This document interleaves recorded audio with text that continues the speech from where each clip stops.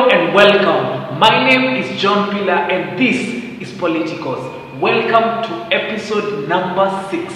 But before I tell you the topic today, let's first check out interesting tweets.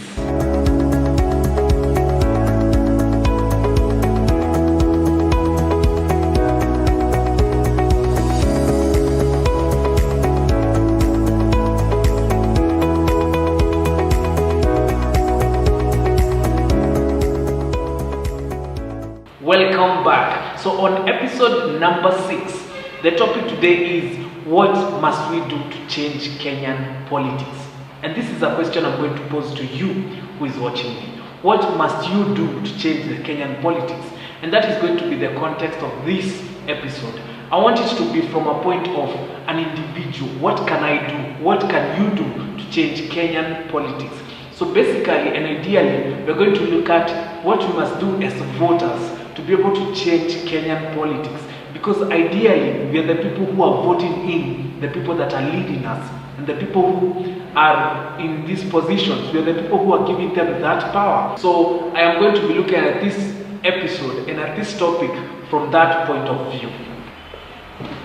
On my first point, I would say that it is important that we get to a point where there is more and more citizen-to-citizen enlightenment. What do I mean? Where we have different people talking about leadership, having different forums about leadership, because we need to get to a point where everybody understands, okay, we have good politics, we have a good development agenda. If we have good politics, we have a good trajectory for our country. We need to get to a point where we embrace this information about politics, and where we have more people opening up spaces such as this to talk about politics, so that we can trickle down this information to the family level, to the society, to the community level. We need to have more and more enlightenment on this kind of politics issues and leadership issues in general. The other way we can be able to change the politics of this country is by being able to encourage more open conversations about politics.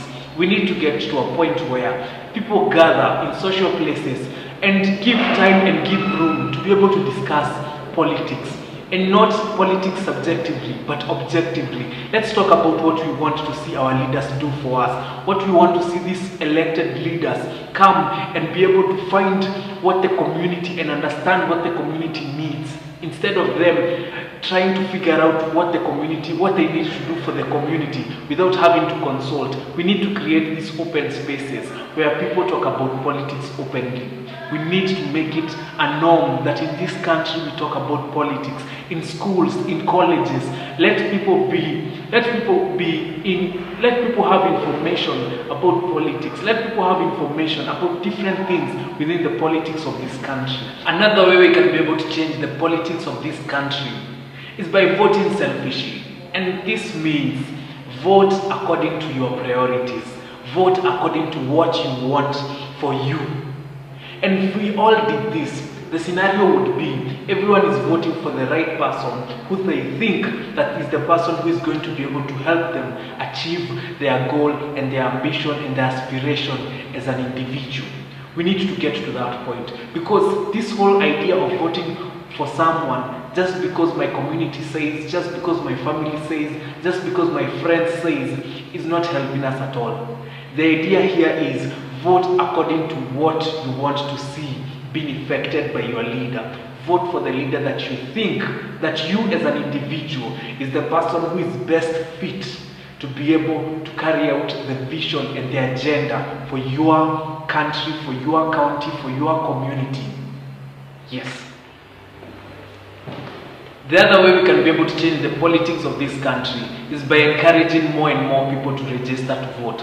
There are people in this country who are eligible to vote, but they have not registered to vote. And why is this? It's because maybe they do not understand the importance of voting.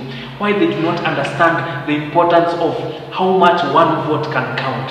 And this is something that we need to talk about openly. This is something that we need to encourage. Those people who avoid going to vote just because they believe even if they vote, their vote won't count, your vote does count. your vote does count. And if you are doubting and if you are thinking of not registering as a voter, kindly reconsider that thought. We need many people to register as voters. Why? Because these people registering as voters, even at this point, are the young people who have new ideas, people who have new perspectives, people who have different ways of looking at the generation today or the life today. So we need you, and we need more and more people to be able to register to vote. And finally, the other way we can be able to change the politics of this country is by voting for people with integrity, for people with ideals, for people with vision, for people with agenda. Don't just vote for someone because they are popular. Don't vote for someone because they give you a handout. Don't vote for someone because you have heard that more people are going to vote for them. Don't vote for someone based on those things. Vote for someone based on who they are, what is their character, what is their agenda. Listen to their interviews, listen to what they have to say. Find and get an idea of who is this person, what are they saying, what is their agenda, what priorities do they have, so that you can be able to decide who you're going to vote for. And that brings me to the end of this episode, which is episode number 6, where we've been discussing what can we do or what we must do to be able to change Kenyan politics. Remember, the discussion does not have to end with me.